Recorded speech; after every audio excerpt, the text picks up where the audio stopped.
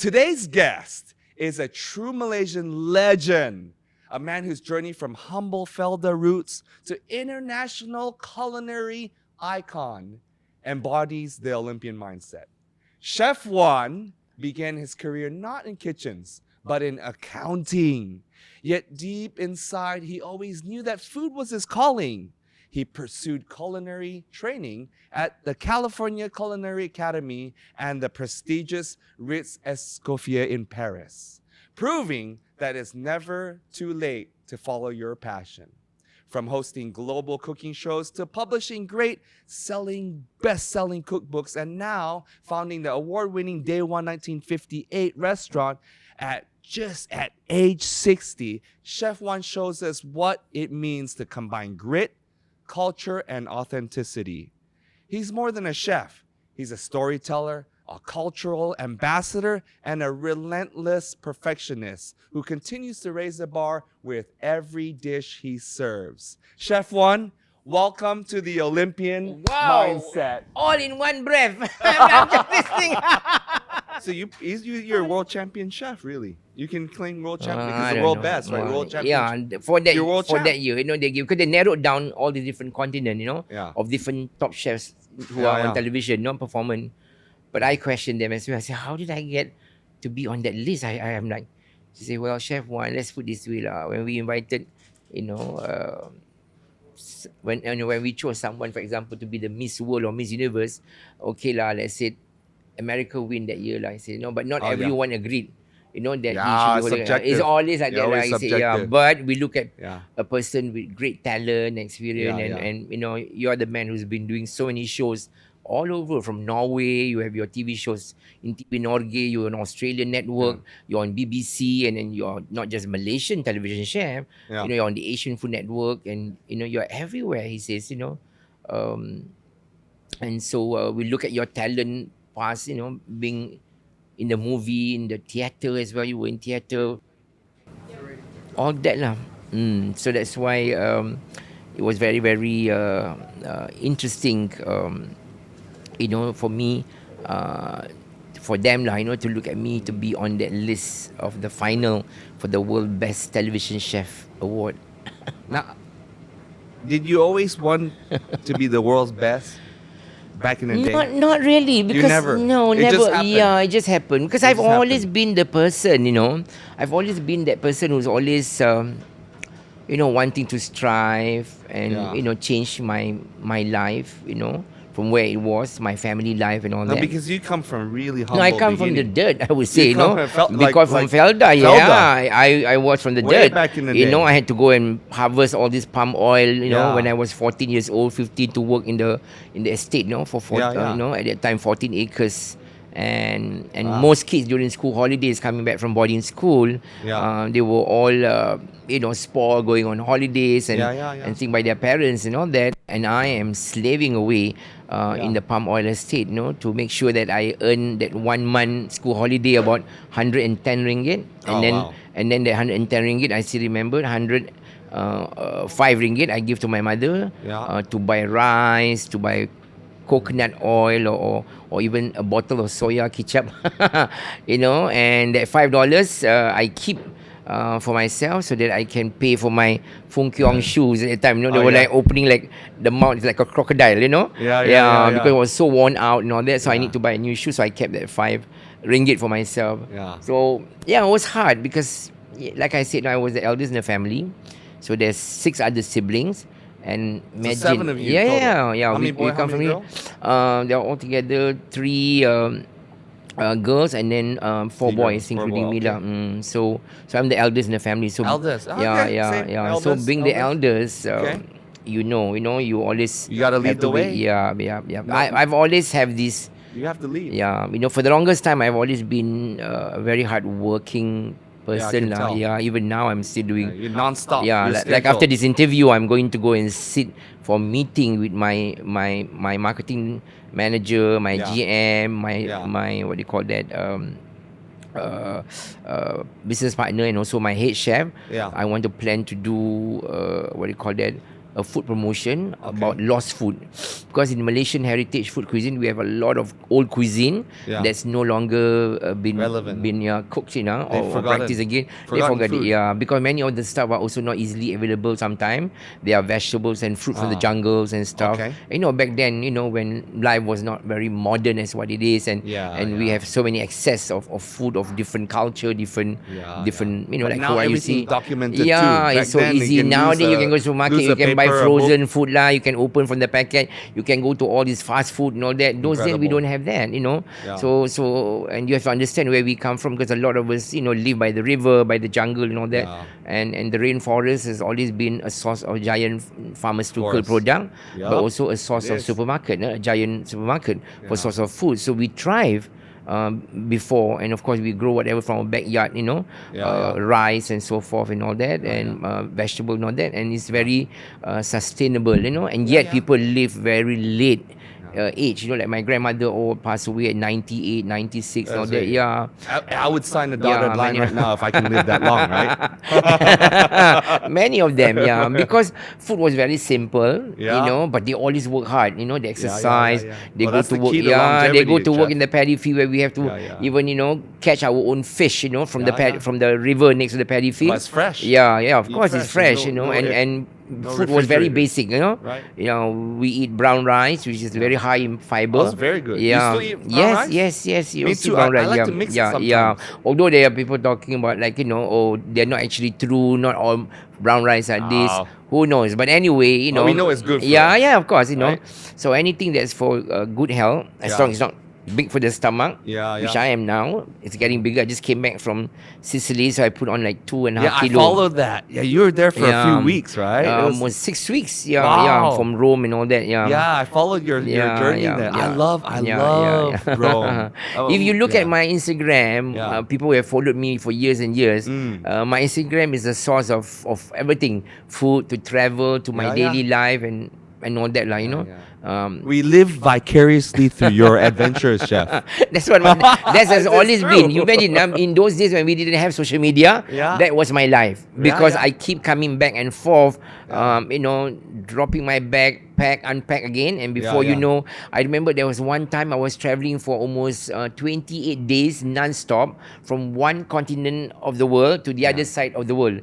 Can you imagine? Like at that time, I had television program and show we were filming in Morocco, so we finished Morocco, then I had to fly down to Dubai to launch this Dubai whatever for Maltrade. It was the office that where our previous minister Tan Sri Nafida Aziz had to launch the Maltrade office. So they had a show and blah blah blah to do with food, because we have food exhibition as well, because Malaysia produce a lot of food products as well.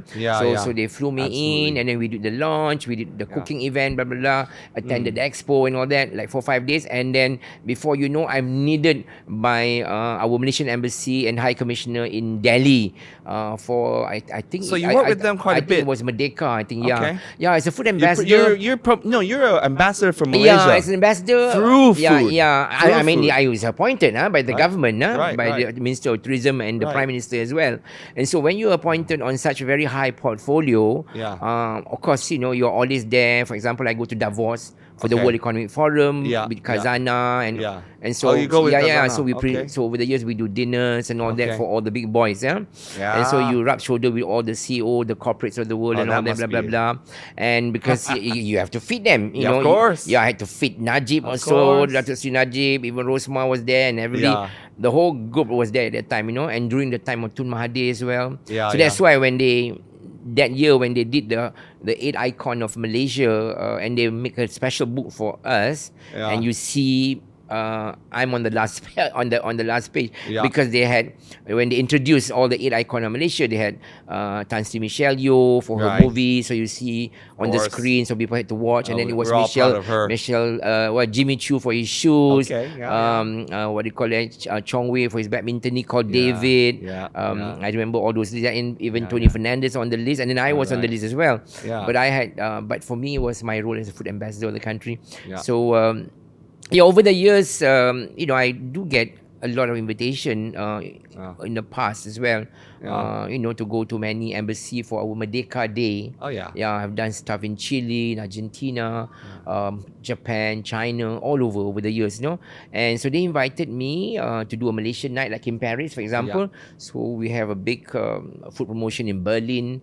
I've done that as well, and so Malaysian food promotion. So then the embassy would also organize special dinner parties, cooking demonstration for all the perwakilan, all the ladies. So I get to rub shoulder with all the foreign ambassador wives in wherever I go. So they also treat me just like an ambassador. Okay. So they greet me at the airport. I go through diplomatic whatever. Everything is done. Yeah. Fast track. So over the years and all that. VIP. Yeah. So when I go to all these world event as well, like the Sayal Food Expo, the Anugerah Fair in Cologne in Germany. These are all big fairs in Beijing, huge, So if you're in the food circle, if you're in the hospitality, you will know what I'm talking about. Yeah, of course. And so when you represent Malaysia in all those big world expo, you'll find that they have all these like big hanger kapal terbang, like where they put all the plane and all that, huge hanger, and you can find from hall A, B, C, and you take like a whole week or so, you won't finish the hall.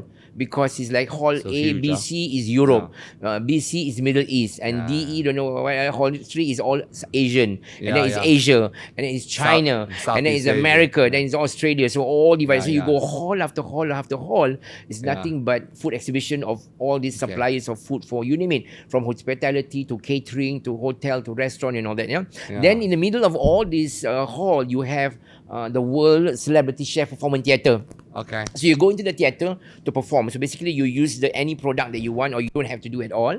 And they give you different timing for you to perform in all these events where all the buyers would come and listen to you on stage. That's what they call the World Celebrity Chef Performance Theatre. So you go out there as a star and you perform. And so you perform. So basically for Malaysia, I've always, I'm there sharing our food culture. I usually have a team lah. Like you cook in front of everyone too? Yeah. You cook. In fact, so what's your go-to dish? In the Malaysian pavilion itself, we have our kitchen. Okay. So that maybe the show I'll be standing there like cooking 6 times a day. Oh wow. So from morning 10 o'clock I'm performing, I'm like can. And but the same thing? Yeah, no, you train different topics. Okay. Sometimes you're promoting adabi, sometimes you're doing yohab sing, sometimes you're doing what product, sometimes nothing at all. Just talking about the Malaysian rainforest and giant pharmacy, and you talk about the pharmaceutical, then you want to share about the rainforest. Sometimes you want to share about the ethnic of Iban culture and all that. I sometimes pick a specific topic. Sometimes I want to introduce the world, the peranakan nyonya. So it'll be a history of all the peranakan, the nyonya cuisine, the baba. That's the best. Yeah. Sometimes I want to do street food of Malaysia. It's just street food,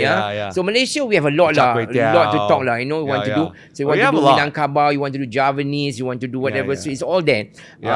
So that's why over the years, our Malaysian pavilion became very famous because I kind of like knock everybody dead.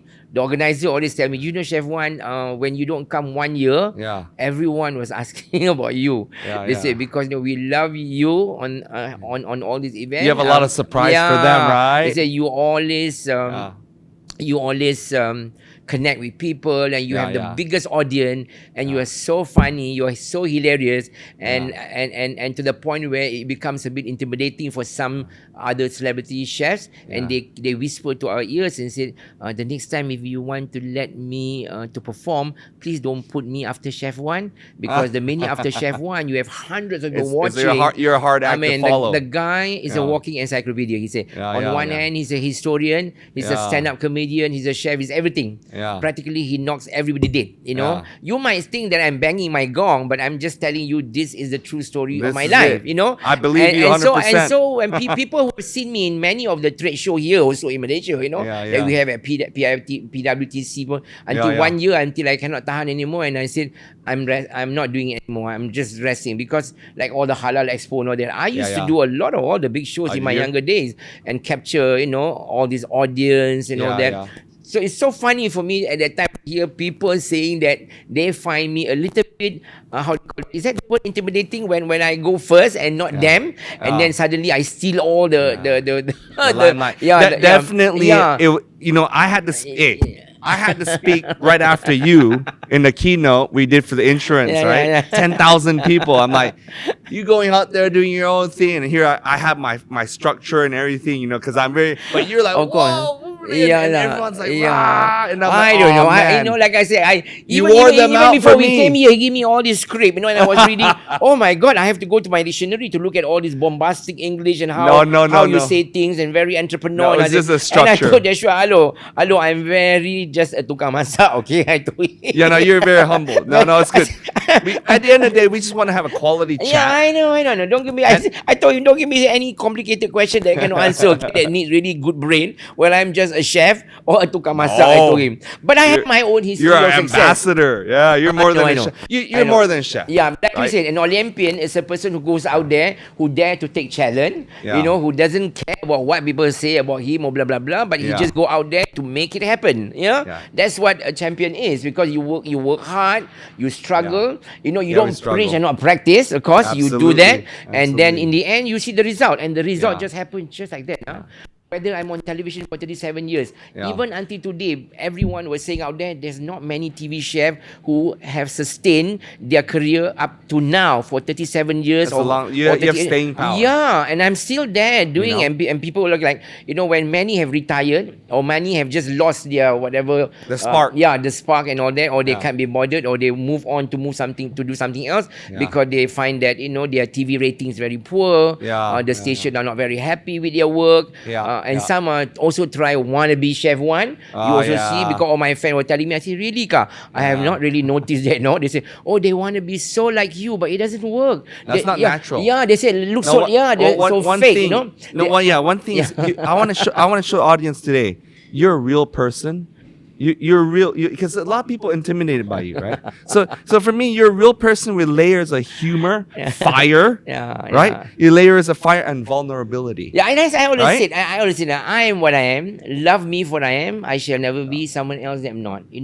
Yeah. So in a lot of things, I always tell people, if you want to be successful in your life, you have to create your own brand. Yeah, it's you, isn't it? Absolutely. Because they can never, not very easy for people to duplicate you.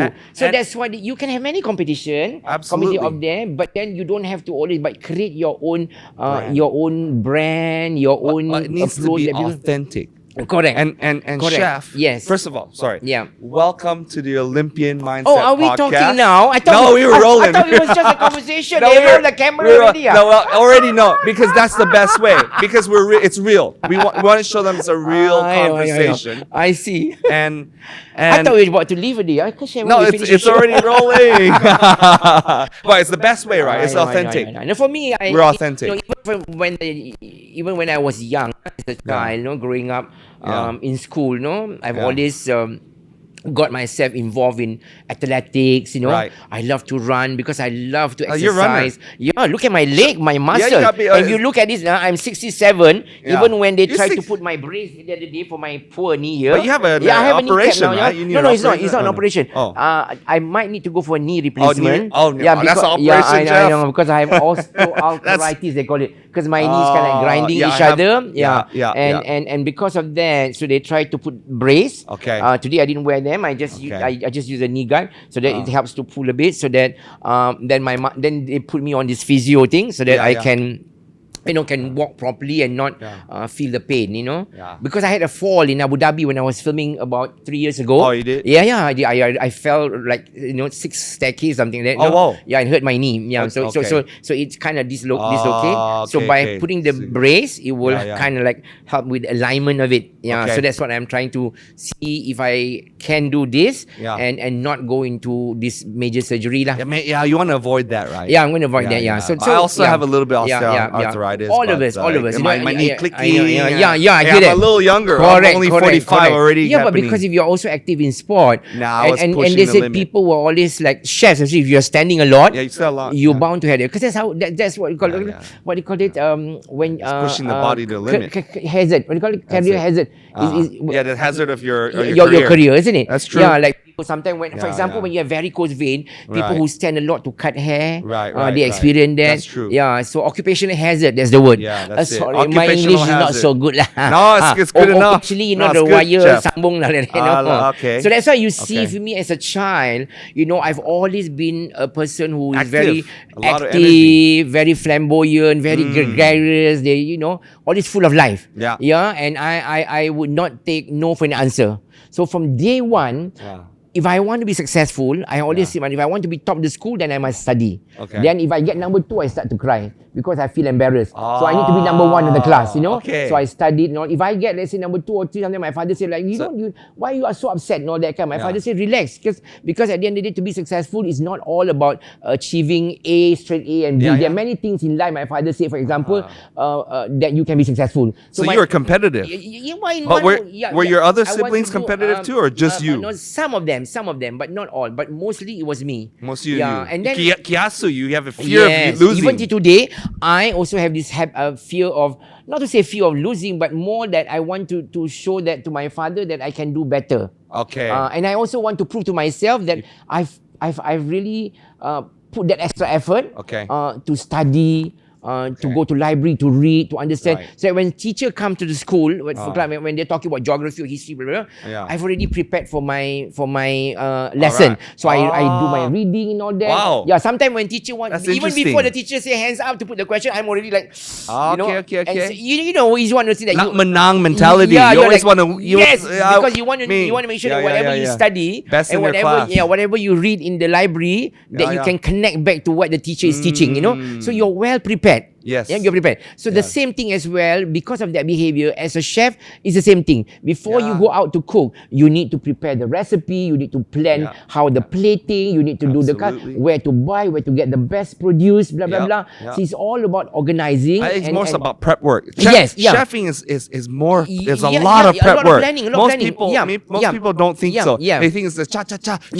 No. It's like not. Today, this afternoon, I'm going to sit with all my chefs, my head chef. We're going to do the lost food. This is a promotion, lost food. So you need to look back at all the different regional, from Sabah, from Terengganu, the history of all these people coming back then. What was the recipe that they eat in those days?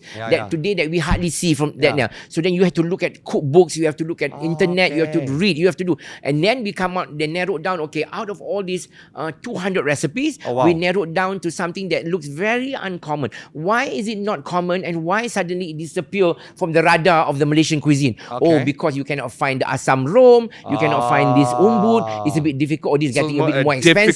Yeah, but then we want people to understand, back then this was the most popular thing. It's as simple as it is, but it's difficult to find to find the snail, for example, to get this from the garden. Yeah, in those days, escargot. All kinds of stuff. We had eaten that long time ago in a different form, different shapes as well.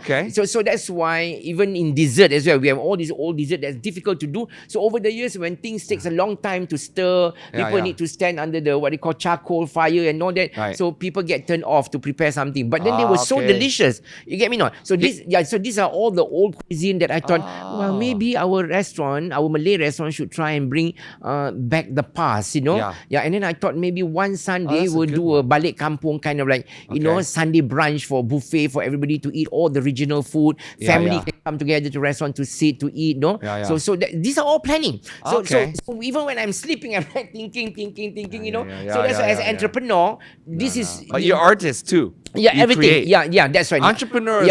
It's more like you know. I mean, it's not as much as creation, right? But it's don't more forget, artistic. I own 13 restaurants. We're about to do the next one. That's 14 coming up in Bertam, you know, with 500 sitting. And that cafe Chef Wan, is next to this water world, you know. So imagine, so we are planning a lot of stuff as well. So imagine managing, you know, my partner is running all that. I have to look back at the kitchen, the menu recipe, all the chef. It's also creative. Part of the work. And every month I have to sit for the board meeting to look and with my partner to look and say, okay, these are the figures and this and so you still have to, you know, whether you like it or not as a chef, you're running a business, you know, so you're also responsible of the business. And so that's why it's not an easy thing. So your mind is always constantly working, and then even when I'm traveling, I'm eating recipe, new dishes, and I'm thinking, you need to get inspiration. Right? Maybe we can bring this dish from Sicily. This pasta is very unique because you see the way they prepare the seafood is not just tomato sauce, but there's other things added, and the flavor is like wow, you know. And I didn't know they even grind sardines and stuff and all that to put in the so it becomes steak and the flavor together with egg roll, salted egg roll and all that. And this is how a typical Sicilian seafood pasta is, you know. So this idea came about like, okay, maybe in the next year I'm going to do that. Oh, while I was last year traveling around the Greek island, I remembered I had this wonderful moussaka. It's like lasagna, but layered, you know, with eggplants and tomato and peppers. But it was so good. Then I said maybe we should bring instead of featuring our typical Italian lasagna. So maybe this season we could add a moussaka instead on that. So now you see, if I don't travel a lot, if I don't visit the country or whatever I'm visiting and eat and explore and all that, I might not get the idea. Might not get the idea, you know. So that's why I noticed from day one to be on television. People always ask me, Chef Wan, what is the X factor that's in you that's not in other people? Can so I also like thinking like X factor, because I never give that a second thought. Then I begin to realize it's automated, right? Then I begin to realize a lot of my success on television, when people watch me on the telly and they said, you know, we love your show, Chef Wan, because there's so much energy in you, you know.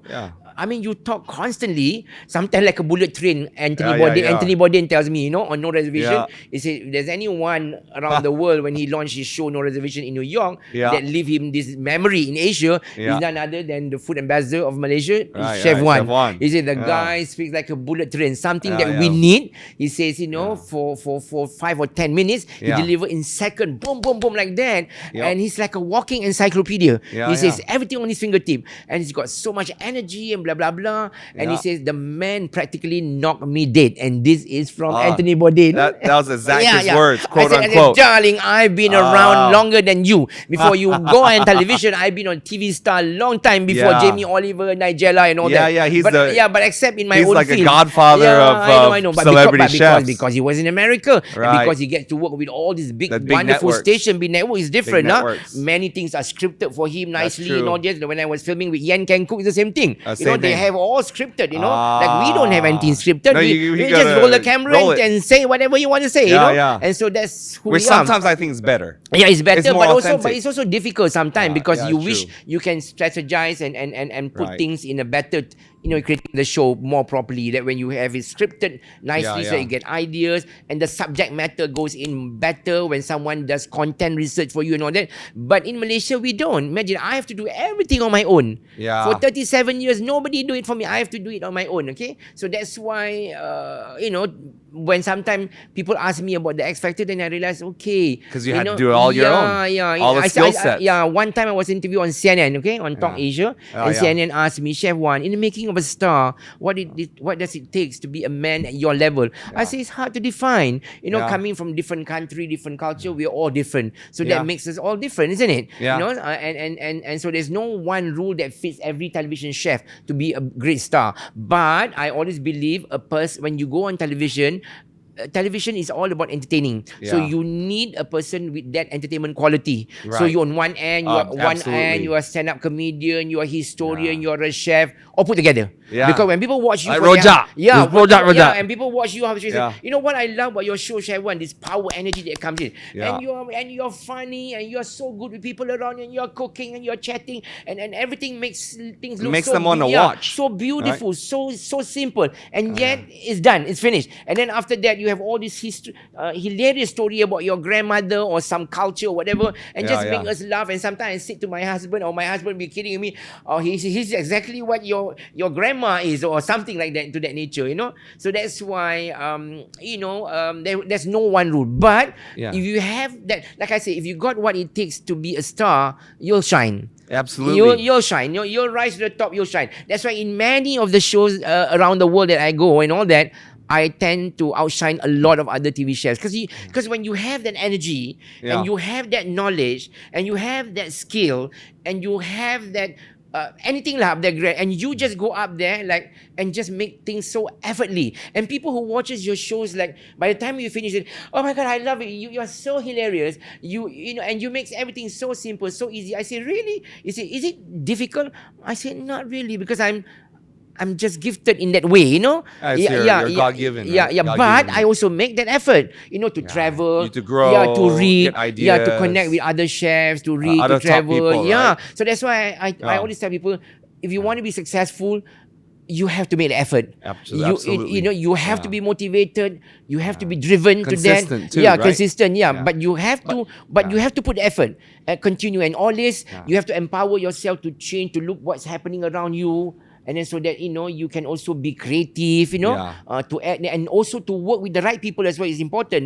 That's why you see some production when you have very good crew, you see the production become so success, like BBC program or their travel show. Because why? They have all the powerful people who work there and produce a fantastic series. And so when you watch, and so when you watch that TV series, you say, oh my God, I want to travel. Oh my God, I want to visit the place. Oh, this is fantastic. Because it gives you the impression, even as a TV star or TV chef, I myself sometimes watch certain shows produced by other people in certain places that I've never been. Although I've been to Kazakhstan, and then sometimes shows come out in Uzbekistan. I say, oh, I want to see that Joanna wherever she traveled on the Silk Road. I'm going there to see as well. No? I give you an idea. Right? And I went. Yeah. So that's why all this TV has a very a lot of impact on people. Like even this podcast, I'm sure there are people out there who listen to that can relate to us. Because a lot of successful people, I always feel we are all more or less moving in the same thing.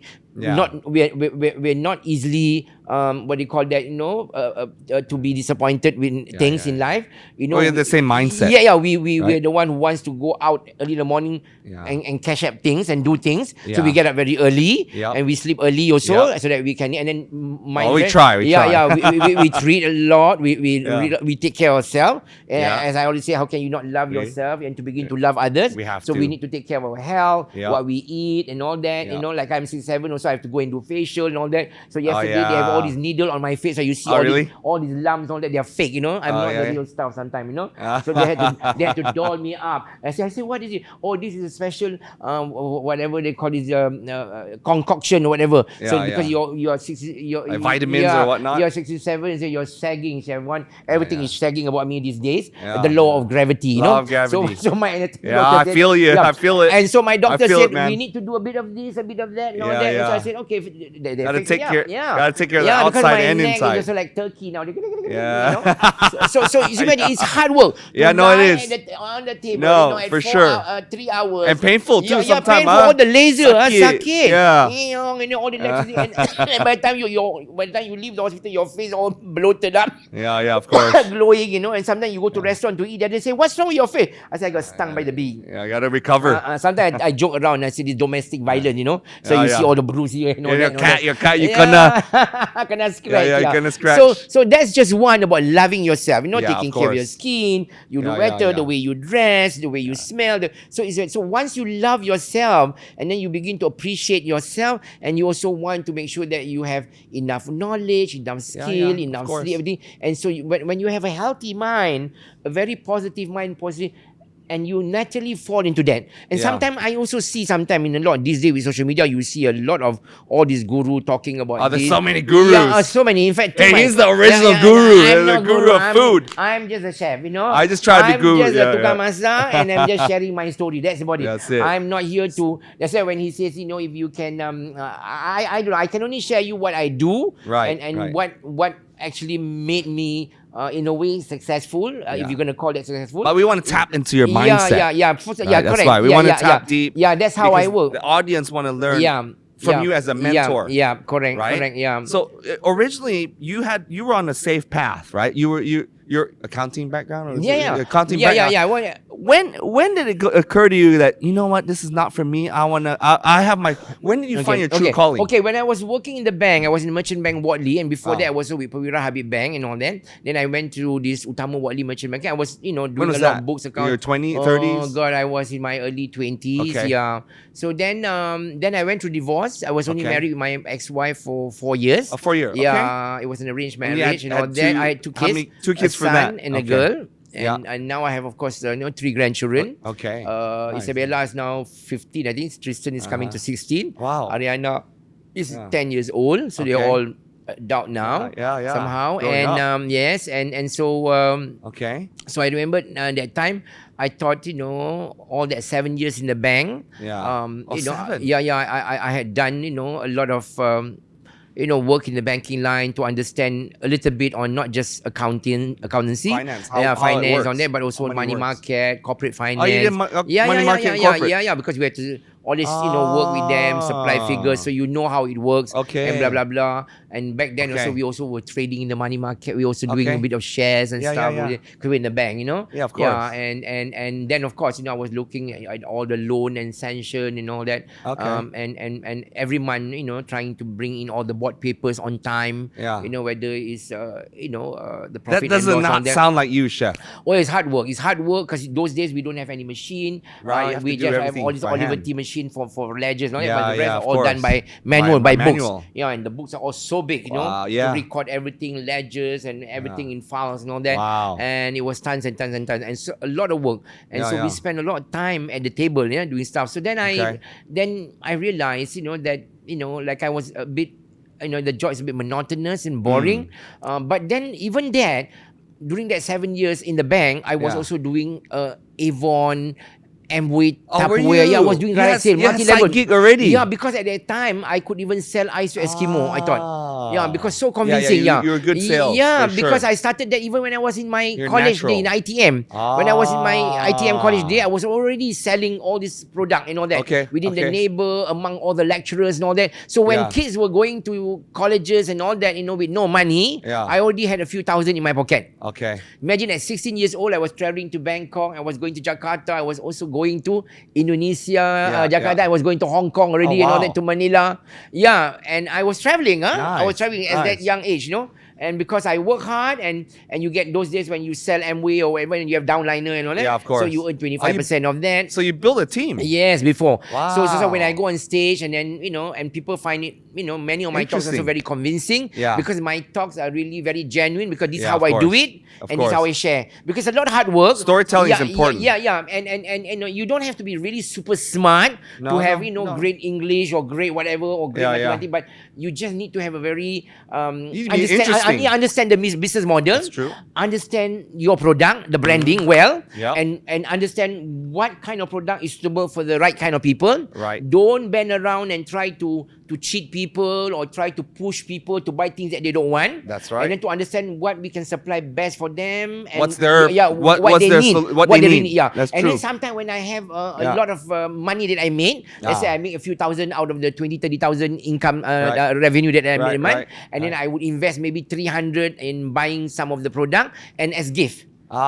Because that's key. Because I believe That's a good one, because right? in Islam we have such thing as sedekah. Yeah, and give. sedekah, So yeah. sedekah you can Absolutely. help the poor people, the Yeah. orphanage or whatever. But you can also help your client, Of course, So that even right. now in my restaurant I order sedekah. Sometimes my partner said, "Don't try to be Mother Teresa, okay? Because I'm giving Yeah. free so much." Because But sometimes it works. Because Some- it makes it, I it want builds to. the bond. Because sometimes I see a whole family eating. Yeah, and yeah, sometimes I yeah. notice, they don't have a lot of money to buy big prawns or Oh, yeah. fish. Then I will ask my kitchen sometimes, Yeah. can you order the one fish? It's the birthday of that yeah. uncle. It's Oh, just my yeah. present lah. Yeah, yeah, So yeah. they're all so happy, to get that. Yeah. Sometimes I see all these, what do you call that, corporate boys, Yeah. bankers or whatever, and they order one rendang.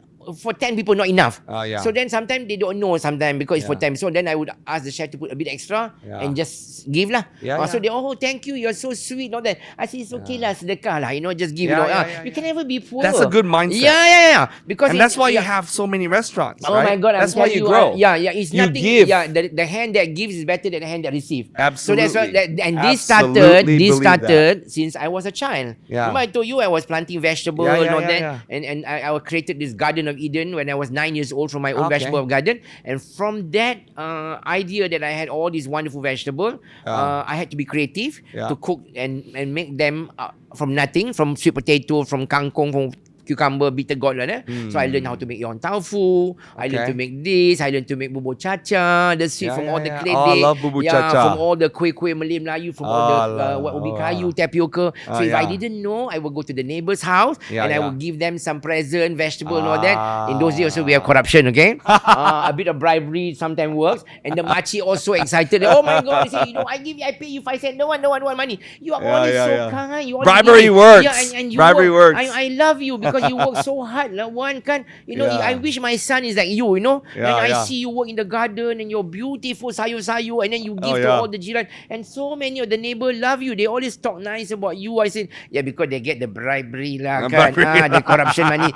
So give the sayur. But then no, I give it from my heart because I wanted to give. And the makcik was so happy. And then next time when they're making curry puff or making all the kuih kochi, whatever that product that I gave them, and they will call me from behind. They say, come, you want to see how I make it? So at 9 years old, 10 years old, I already have free cooking lesson. Early. From all the military, because my father earlier on was in the Air Force. So we live in the military camp. He retired 44 or 45 years old early. Early. From the Royal Malaysian Air Force. And that's why he joined the FELDA. Because he retired early and he joined the FELDA. So then we work on the FELDA land at the time. But before that, we were in the Air Force. So we live in the military camp. That's when I went to sell kuih and all that. So that's why you notice, in a lot of my growing up as a child, I've already started to have that quality lah, the X factor, so called. I call it. Very, very, very, very hardworking. Knowing, that if I have this product, what am I going to do? Either I sell them or I give them. But if I barter trade with them, I get recipe. I love barter trading. And I get all this free teaching of to make curry lah, make this, make rojak lah, buat pecah lah. So once I learn to do all that, and then I tell my mother, oh, now I'm ready to make this kuih. So my mother, what you want to do? I say, I want to go to the Air Force barrack and go and sell the kuih. So come back from school, I will help my mother to fry all the cucuk badak lah, curry puff and all that. And I always try to improve the quality. And sometimes I would argue with my mother. My mother said, you put too much meat inside. I said, I don't want the curry puff to be what you call curry puff oxygen this day. Is that right? Nothing inside, no all curry air. Puff kosong. It's called curry puff oxygen. More oxygen. So now my curry puff has to be full with all the inti. So it means we want to make sure that potato is not overcooked. We put a lot of celery, spring onion. So when I take the inti curry puff, I can smell the feeling. Wow, this smells so good, And a lot of meat, daging, ayam ke, whatever, beef, whatever. So my mother said, you always wanted to put more. I say, because I want to make my mother's curry puff the best. That's your brand, ma. Because when the military boys, when they eat the curry puff, you say, ayu, sedapnya. Your mak punya curry puff is the best lah. And because it's the best, then they don't have to buy it from the rest. And then they remember you better, right? Of course, that's branding. That is branding. That's how they remember Chef Wan till today. When they tune on the television, they will never forget me. Even when I die tomorrow also, they look at my television and say, there goes the legend. In those days, because you know why? Because we are the one who, like Olympian, we set a trend out there. You know how we go out to work, to this, to produce and all that. So that's why in many of all the world television show that I work with as well, I always get this comment from all the big producers and all that. We love working with you because you know why? You know exactly what to do, and you're so professional and you're so disciplined. And the best part, no demand. You have no demand. Dia kata, what I love working with you, you don't have no demand. You just buat aje lah. That's a good one. So that's why you see. I love that story. From my story from as a child, I'm sorry for the audience listening to us. We are going back and forth. We move pretty fast. Yes, That's good. yes, correct. That's We're good. going back and forth so fast. Now we're supposed to. Oh, I'm sorry to go nearby. Okay. Yeah. I mean, we are going so fast, I'm jumping here and there. That's been me. So if you watch my show, I'm jumping one here, one there, one there. So you just need to hear the story. So as a child, that's what I've been doing lah, trying to have that knowledge and skill. And then after that, I realized when I start to sell the Amway, Avon and all that, and then you have this connection with people. Just like when you were young. You have to learn it really when well. you were young, you're learning the trade. Yeah. How to sell the kuih. So to sell the kuih, your product must be the best. Yes. The branding, the packaging, they must come out hot and piping in it, and not all crushed like that and all that. So I would ask my mother to fry certain thing, and then another half an hour I come back again to take the fry. My mother said, can't you take all together? I said, no, you fire this a bit later, we do, because I want to make sure that the deliver comes to the people fresh, whether it's selling goreng pisang or whatever, So it's a bit of effort to and cycle to get presentation back. too. Your presentation matters, right? Yeah. So with food, because it's the wow factor. You have to have that wow So because factor. when you put into your mouth, you don't have to your mind to think, oh, is it sour? Is it too spicy? Because everything balanced. And then is what you said, the wow factor. So that's why in anything that we do in life, we must create this wow factor thing in ourselves, and to have that success. So that's why as a child, I remember doing that. And then, and I was kind as well to the military boys. So Yeah. after finishing selling the kuih, you know, I would ask the boy, you want to wash some of your laundry? I help.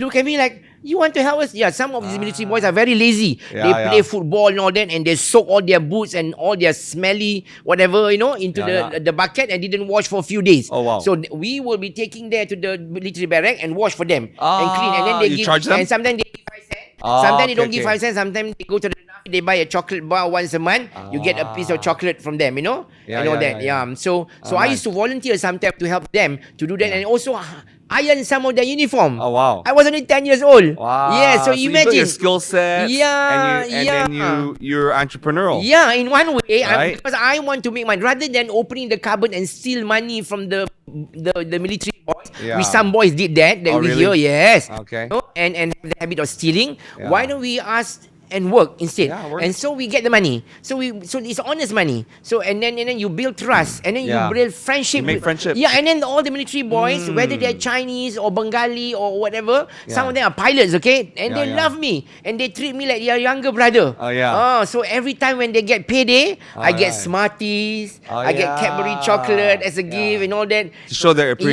appreciation. see, I miss my brother. You make your friend. You see, I miss my brother because I'm in military now. I miss my brother. I have a younger brother like you. Okay. I wish my brother is like you. Oh, yeah. Because you're so hardworking, you're so, they always say. yeah. So I was very happy to get the compliment from all these boys. Oh, And I was okay. only 10 years, 9 years old. Now, Okay. which kid would volunteer to do that? To do their bedding sometime? They teach me, okay. Wow. So when they Okay. come back, if you want to do, then when you have loyalty from them and you realize you're very kind to them and you're very nice to them, and Yeah. you suddenly realize you build trust in them. Yeah, of and then course. more and more of the military boys are buying things from me. Instead of yeah, buying yeah. from others, they're buying from me. Yeah, that's So right. my father said, you're very smart, huh? Very smart. As a child, you win people's heart. The Win secret is people's heart. How do you win people's heart? Through their stomach. Yeah, through their stomach. Everyone can be successful out there. But not Absolutely. many people make the effort to be kind. Absolutely. That's to true. be generous. Generous. To be a giving person. To be a Yeah. loving person. To be Yeah. a hardworking. Sometimes people choose to be corrupted. They choose to Yeah. steal money. They choose to have easy They're money. takers. They choose to scam Yeah. like these days. So many scammers. So many, And then so many yeah. people have greed that they want to get kaya very fast Yeah. and kena tipu. So people kena like tipu. us work our ass off, from day one even until today to Yep. make money. And yet people want to put us down. The owner of your restaurant is Chinese. Don't eat that lah. Maybe the yeah. food not halal lah. All kinds. And you know how this racist sentiment. Later we come back to that. Okay. Yeah, and this that's tough country one. is so good. It's so good. Yeah. So and here we are working day and night.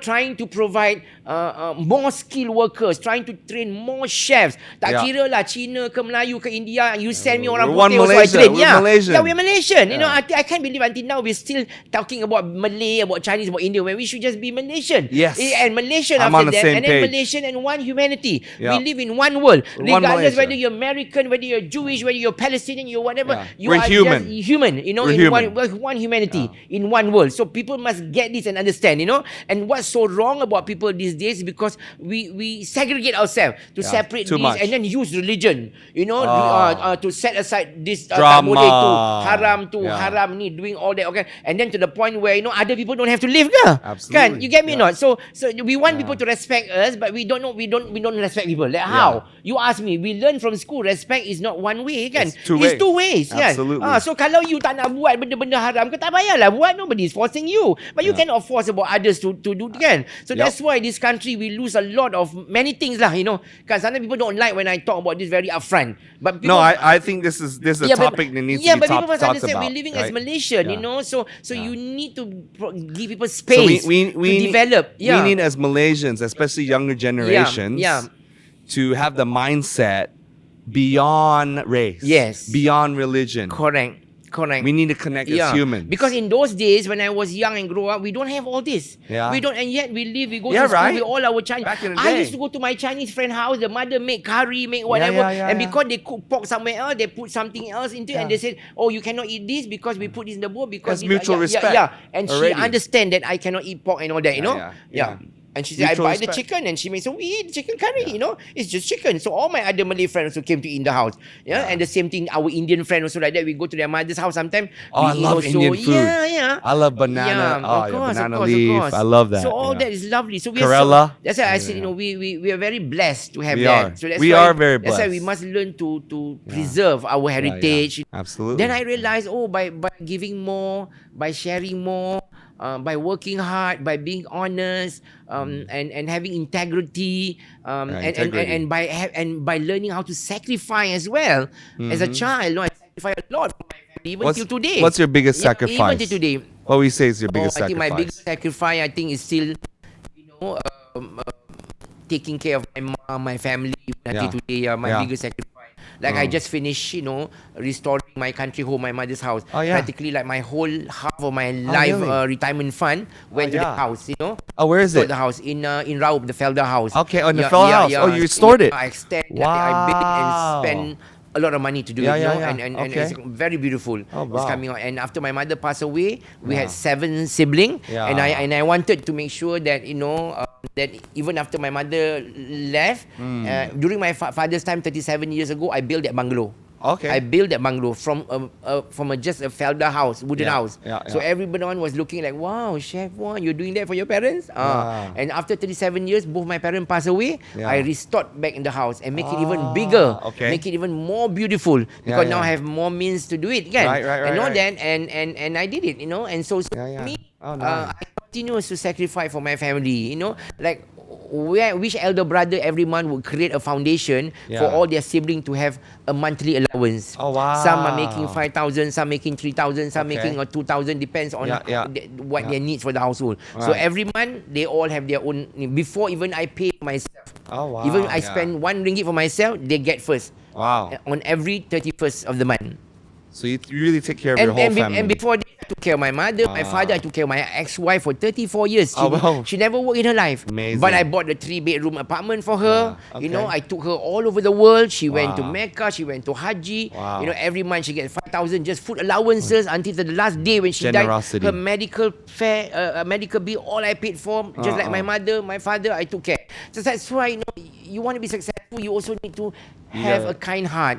You need to be also a responsible person. Generous. Never mind about what people say, because charity begin at home. Yeah, that's true. Yeah, before you go and help people, you must help your family You first. have to help your family. That's true. Yeah. Some people forget that. Because when I was thinking, if I don't help my family what I can do now, and wait until I die, maybe they're going to die first. You never know. You never know. Then they would not enjoy whatever that I've earned. So why don't I give them now? At least, when times are very difficult, economy is not so good, and their pension is not a lot. At least they can have a bit of money sometimes to travel, to go here, to go there.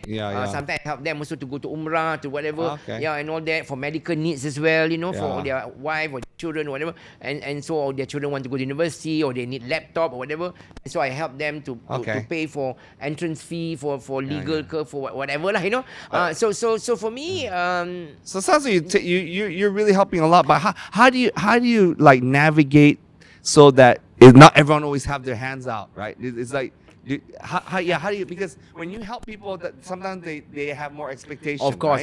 But so how do you handle that? But you have to look at the whole picture. Okay. If your sister, for example, two of my sister is single mother, and their children are not so well off, for example, and the children are off, then they get better allowance. Okay. Maybe 5,000 a month or 4,000 a month or whatever. Okay. And let's say the other sister has children who is an accountant, blah blah blah. Let the children support the mother. Then I don't have to give her so a lot. Then she still get 2,000 from me. And then another one also we have to see. If let's say he has a pension for military, it's like 2,000, then maybe I can add another 2,000.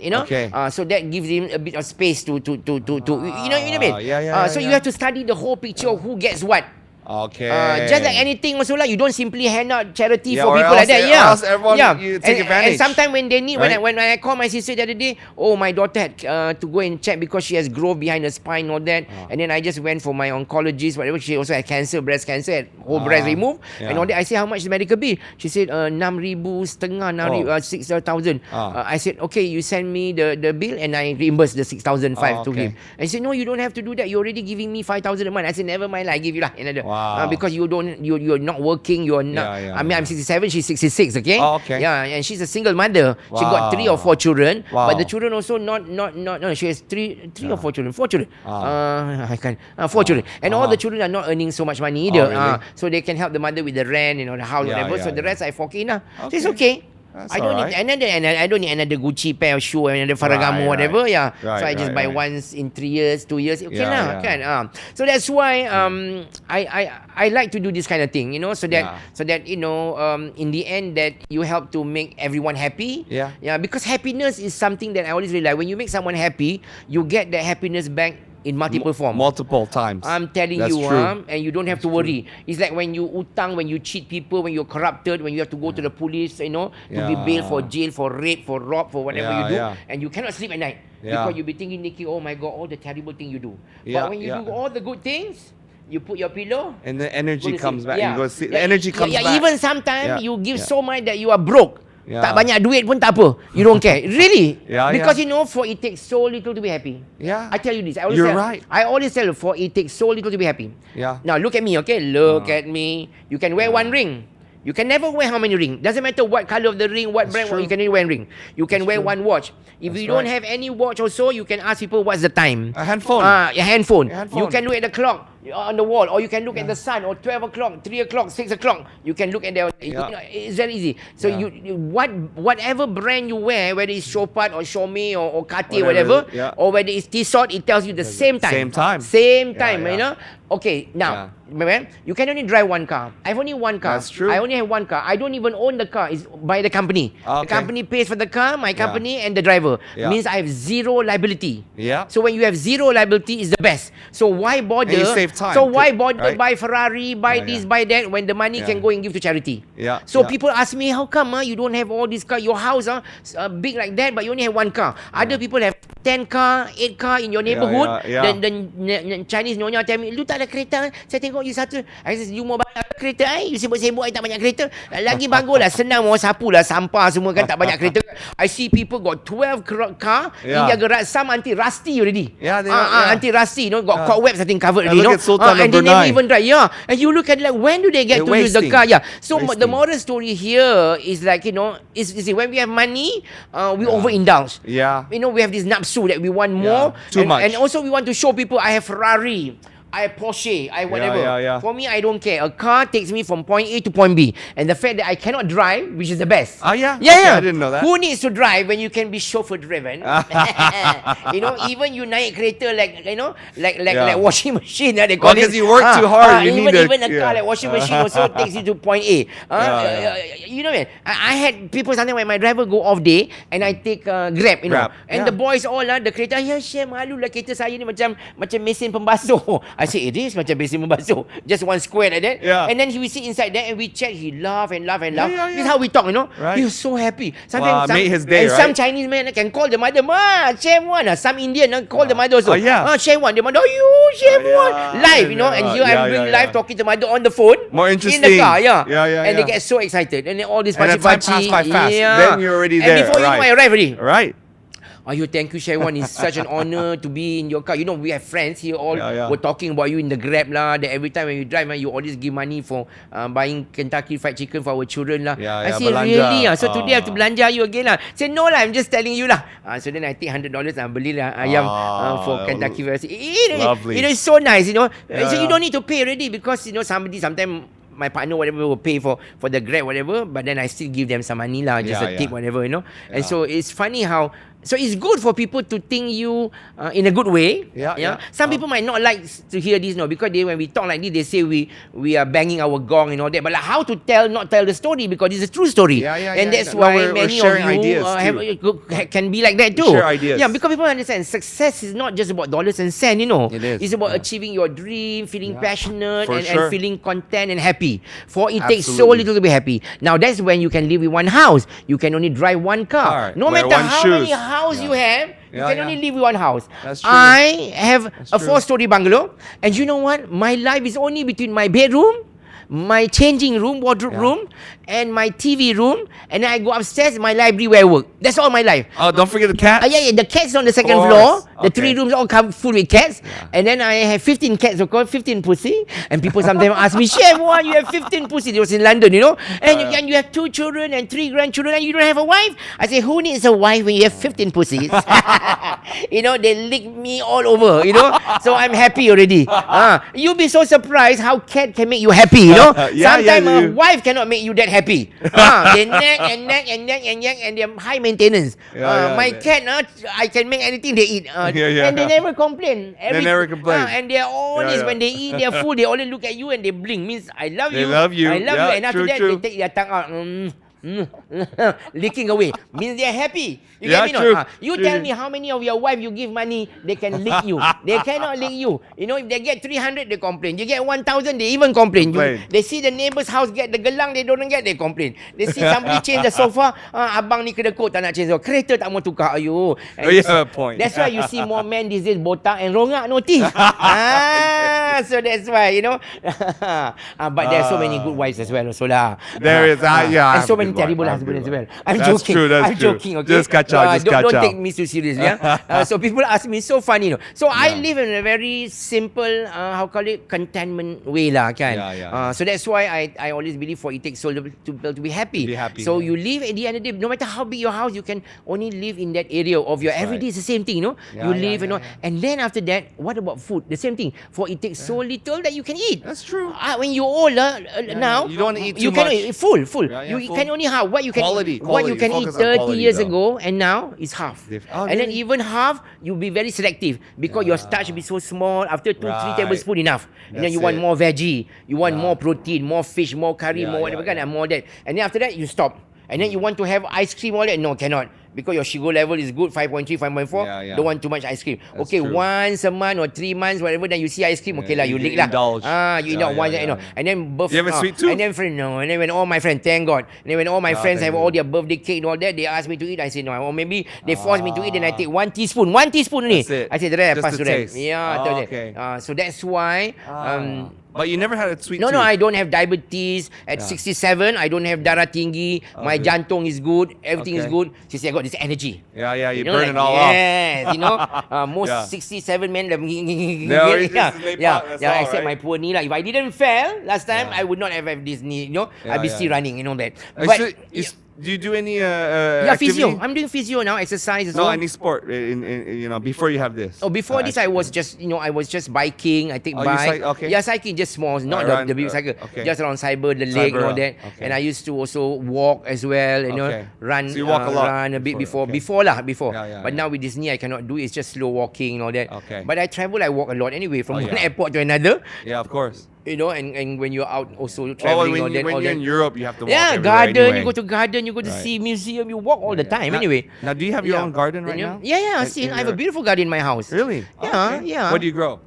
I grow all sorts of beautiful flowers, plants, and all it's a that. okay. Yeah. But I also have small vegetable plot you have behind. vegetable plot, okay. So I had some bendi. I had also bendi. I love before, bendi, but I don't know my whether he's favorite. alive or not. He's dead already now. Oh, really? And then I have also all the different ulam before and all that. Okay. Yeah. So. And when I cook, I self-sustainable kind of garden for my immediate need of herbs, Okay. so-called Herbs are curry leaf important. lah, this lah, right. bunga kantan, all that, curry, serai, lengkuan, asam limau. So I have all that in the garden. Okay. Yeah, I love gardening because it helps me to move around, to sweat That's and all true, that. yeah. I've always been, like I told you, from there as a child, I was always, you always have to grow and your then garden even before. through gardening, this is what we call labor of love. So when you learn how to be disciplined, meaning, you want to be successful, you want to be Olympian with all this mindset, you need first to have good attitude. Yeah.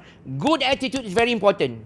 Positive. Yes, positive. Positive is one thing, but making that effort. Yeah. Like I always say, whatever the mind can conceive and believe, the mind can achieve.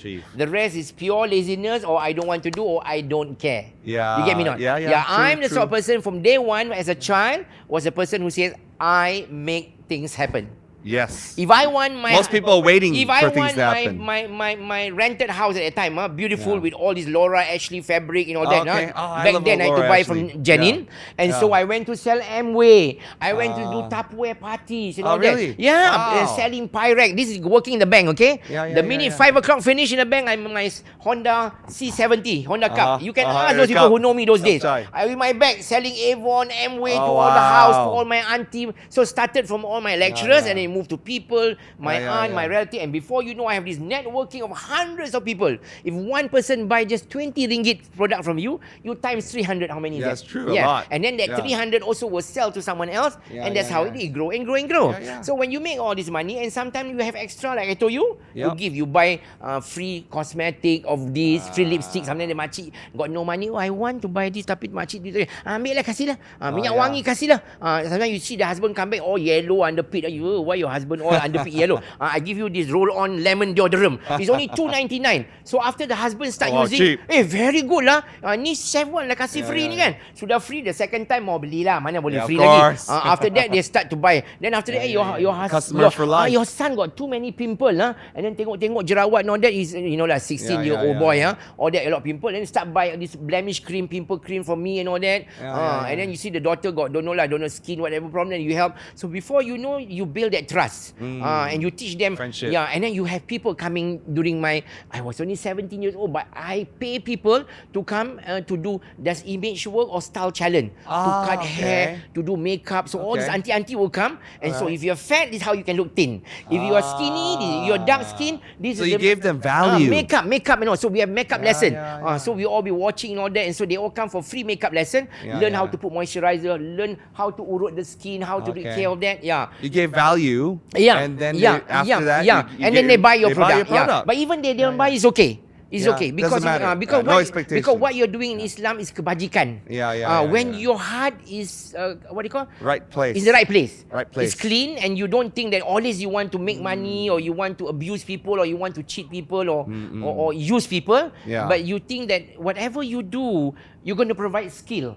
Skill makeup, skill how to dress properly, skill untuk menghias rumah, skill to do entertaining, means how you need to buy this Pyrex lah, Acropa lah, Akorok lah, in those days all kinds of brand, or this Nico teapot, and how you can do a tea party, and then we learn to make cakes and cookies and stuff. I teach them how to make, and they all after that all can go back with kuih makan, and then they can buy the product. Sometimes they don't even buy the product, they just come free for tea. It's okay, just come in, and just sit down and gossip and laugh and giggle and whatever we want to do, and then after that they go back being happy, and they're looking forward the next week to come for another event. And if they don't buy now, I bet you the day 2-3 days from now they will buy one, because they feel you are so kind to them, they feel you're so nice to them. Kakak tak beli apa pun dapat free, tak apalah, kasihlah. That's why in Islam Allah tell us, in our religion, takkan rugi manusia yang suka memberi. You can never be poor manusia suka memberi, because you can always give, and that's how I never feel that I'm very poor, because the minute tomorrow I give, tomorrow they come back again somehow. That's a great mindset. And that's why Chef. people say when you have cats is good. A lot of people are so worried about losing it instead of giving it, because life is a challenge. Life is also one huge sacrifice. Absolutely. Every day we take challenges in life. A lot of wisdom. Yeah, there. we take A lot of challenges, wisdom. and then every day we sacrifice. Not for us, for our family, For for our family. people around us. When I was young, teaching all these young kids, sometimes I collect, after that I got a big vegetable garden, I pay all 5 cents to all some of my classmates. You want to come and help and pull the weeds? So they all come. And then when they leave, they get a basket of kangkong for their mother. So if I cannot give them money, I give them vegetable. And they all come and work and help me to water the plant. So between one, what do you call that? Bun, they call it. Kita panggil batas, like when you plant something, you leave the soil up from whatever they call it. So from one of this row, it become 2, 14, 15, 16, and before you know, the whole backyard of the jungle is all clean, because the kids will pull the lalang for me, whoever I clean. And some the bigger boys will have to changkol and all that. So I'm the mando lah. So when I learn at that young age how that I can become successful is to delegate. to delegate Build at your young team, age. delegate. and Yeah, to create- that's a good skill to have. To create That's a good team skill. around you who also have that same interest like you. Yeah. Who love what Alignment. you do. Yeah, alignment. Alignment. And then who see, I'm not very good with all this language like him, like, alignment, whatever. I can tell you this is what I do. So I collect of them, make them believe that Yeah. they are worthy, Yep. and then reward them, must reward them Absolutely. that they can make money, that instead of loitering around or steal money or just wait at the padang main bola, tendang tak ada buat duit, kau main tolong. So the mother also tell me, baguslah kau, makcik punya anak sekarang kau dah ajar rajin, makcik suka lah, because bapak dia tak boleh ajar kasih disiplin, kau pula kasih anak tu disiplin belajar. Kata, iya kah? Itu bukan disiplin, is rasuah, we call it corruption. When you give money, you give vegetable, they all happy lah. So it's payment lah, kindness. So when you give them that need, and then all the kids also begin to realize, oh, I wonder now why he's successful, why he's loved by so many people, because he put effort, he worked hard, and then he worked as a team. You notice a lot of Olympian also are people who are successful up there, earning trophy. It's not about them. They work as a team. So they work with all their, what they call Can't do it can't win alone. Yeah. You cannot win alone. Like you play baton, for example, to run in the relay kan, sama juga. But even you run solo on yourself, also training lompat pagar ke, baling javelin ke apa, you still need to work with all your instructor, people around team, people who teach you, your sport people kan, physio, all that. So you are healthy, you build your energy, you build the spirit kan. Even that you need to have the team spirit. This same thing also. In my time, where got all this? Because we don't learn from the books. We don't have motivational book. We don't have social media. We're lucky Nowadays we have Kids everything. Are lucky. My time is like you go out and do it. You just do. And you find it yourself. You try and fail. And you just study, you try it. And then bila you tanam sayur, you tak tahu, and you say, I nak pergi belajar dengan Cina Apek itu. My father say, where you going? I'm going to the Lombong, then got the Cina Apek. I come back from school. I'm going to learn with the Cina Apek, tanam sayur. My father kata, kecil. And then the Cina Apek wear the very big hat, straw hat, and the blue underwear like that. No clothes. Dia punya kulit ni macam leather, hitam. You won't think it's the Cina. Muka darker than you know. And the minute you see the Apek, saya mau belajar tanam sayur. You look at me like, lu mau apa? Lu mau apa? Because you so young. You apa lu boleh bikin? I kata, I cabut rumput lah. I pull the weed lah. Since you want to learn, okay. So he give me the basket. So my job was to pull all the weeds from all the beds, beds and beds of kangkong or vegetable. So he said, you pick all the rotting vegetable, cut. Some of the leaf you pluck. You take this, the eggplant, some ada busuk, ada whatever. And sometimes I teach me how to wrap the bitter gourd with the cloth, how to hang the batu for the cucumber to make the cucumber become longer. All that. So he teach me all the things. And how to put the still, to put all the long bean, kacang panjang, how to grow. So I was learning how to put grass, on the kangkong. And then he teach me how to make baja compost. And he teach me how to put all the chicken feed, tai ayam, soil, sand, all that. And he said you cannot have too much of it. When you have this compost, especially for what they call this leafy vegetable, and the roots are going all the way, and the roots are very tender, so the soil must have a lot of aeration inside there. So must be light. So you need more humus. So means you need more rumput kering, daun kering, bakar, whatever you burn all that to combine all that, and leave it so that it become very soft and all that, and then it's not. So the clay soil can be treated. So no ground is impossible for gardening. But the minute you treat the soil by adding this and all that, you are adding nutrient. He says, so he said, taruh baja. So then after that, I see when I learn by watching. So that's why sometimes in life you want to be successful, you got to watch. You got to watch people around you, how people cook, how people present on television, how people even watch on TV to talk like this. So you're watching and saying, I'm learning something this podcast. Because why this person have been successful and have gone this way. And the same thing with gardening Success as leaves well. clues. So that I follow the Cina Apek. He can have so much big garden, and after that he begin to slowly fall in love with me. Say, I really sayang you lah. You are like my grandson, because you work so hard. So then I go back, the Cina Apek give me vegetable lah, whatever. So my mother don't have to buy vegetable anymore. You get me not? So instead of buying 5 cents, 50 cents for the pasar, we get free vegetable. So I went there. Very resourceful, I went chef. to apprentice for about 6 months. Then after that, when the Cina Apek throw the seedling, leftover kangkong, bayam ke, anything from the plant tak pakai, dia kata because weak, we want to take the strong one. The weak one I take home. And then I start to plant my own. And before you know, I was managing two. So then I asked the Apek, I want this, he give me some of the fertilizer. So I put my fertilizer. And my house now produce a vegetable. So after 6 months, I learned, then I created my own vegetable garden. So not only that, the man also sometimes during rambutan season give me rambutan, manggis, lansat, because behind his backyard he's got all kinds of fruit, ulasan. So I get fresh fruit as well. You're making me hungry already, Chef. So my father tell me, see, when you are hardworking, when you are kind, you can never, my father said, go hungry. You get not. So that's why a lot of people, they spend a lot of time complaining. Always, blaming themselves. They expect things to be handed to them, right? 1 year, I accept my honorary doctorate award. From University Utara, and so I took that award in culinary. So I was the first one to receive from University Utara the honorary culinary award. Cool. So when I took the award with my robe and all that, it's so funny. I'm so small, the robe is so big. So I went up there on stage, and before all those PhD guys get whatever the award, and I was standing there with my hand like like ET, go home, because I'm like I do like ET, with all the rope around me. So I said to all these fellow graduate, and I said, the whole universe love people who spin like a top. Me and so many of you in this room, the future doctors, lawyers, engineer, architect, be whatever you want to be. In the quest of excellence where I come from, I say it takes more than just a talent to cook. You need to have qualities like perseverance, integrity, to be motivated, to be driven, so forth. It's hard work. Resourceful. And that's how, yes, absolutely. And that's how I went through that journey of my life. So I share, blah, blah, blah, blah. I say, today, I'm standing up here. I would never dream to receive this honorary award because I'm just a tukang masak. Like what I'm doing, I'm just a cook. They call it tukang masak, So when they honored me this, I even refused. I tell the vice chancellor, no, I don't think I want to take it. I don't think I deserve. No, Chef Wan, you deserve it because for all the years that you've done and work and all that, it's time to honor you. Yes. And he says, and he says to me, and he says, this award is not given to anybody, it's given to a person with distinction in his merits. And he says it's the highest award in education, and so we want to honor that for you, to be set an example for many others that, and that you can do it and all that. And I'm like, I have a doctorate now, Dr. Chef Wan. Dr. Chef Wan. So people ask me, kau doktor apa? Kau doktor? Aku doktor jaga lipas, in charge of what you call cockroaches, I said mice and rodent, and also ant lah in the kitchen. And for Chinese, the hungry ghost lah. So I said, that's my doctorate lah. So they all laugh. And in charge of pesticide as well. So I'm Doctor's Kitchen.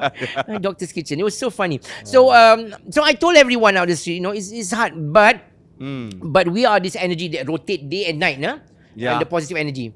Always, why? Trying to make something better for ourselves first. Better for ourselves. And then in return, for us to help others around us.